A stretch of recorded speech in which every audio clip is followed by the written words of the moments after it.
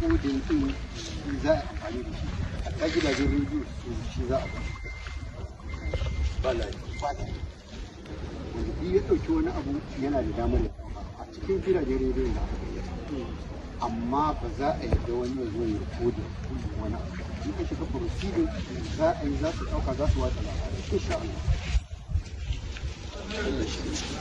Godiya mai yawa ta tabbata ga Allah maɗaukakin sarki da ya nuna mana wannan lokaci, kuma ba ma alfahari amma dai mukan alhamdulillah sha'anin tsaro a Kano mun gode wa Allah muna da shi, kuma jami'an tsaro dukkanmu 'yan sanda, sojoji, sojojin sama da road safety dukansu da civil defense mun haɗa kanmu kuma muna tabbatar da aiki na tsaro a Kano yana gudana kamar yadda ya kamata.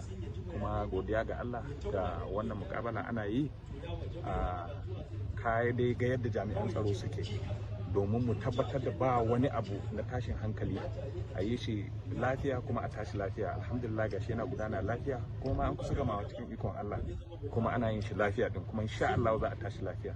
Kaga duba ne, kaga yadda jami'an tsaro suke a nan, ba mu kadai ba, da DSS ne, civil defense ne, duk ga muna.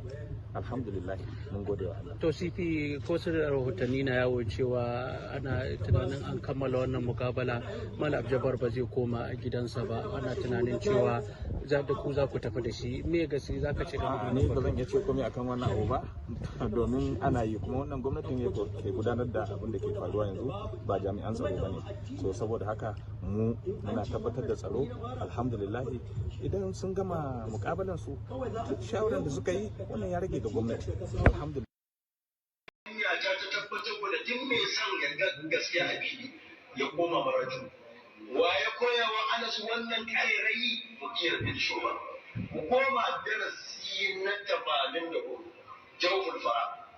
Kwa ga a wannan darasi ne muku karatu na mutum da wani hadisi kazani da Anas yake cewa manzo Allah sallallahu alaihi wasallam yana aikin uwarsa take gano masa al'auran mata.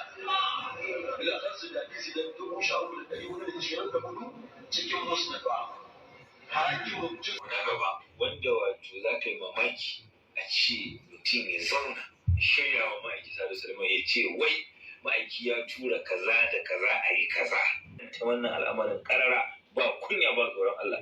Me kace Abduljabbar? Kan kuma ta ko ta kika da ne bayanin ta majalisi na 4 na 84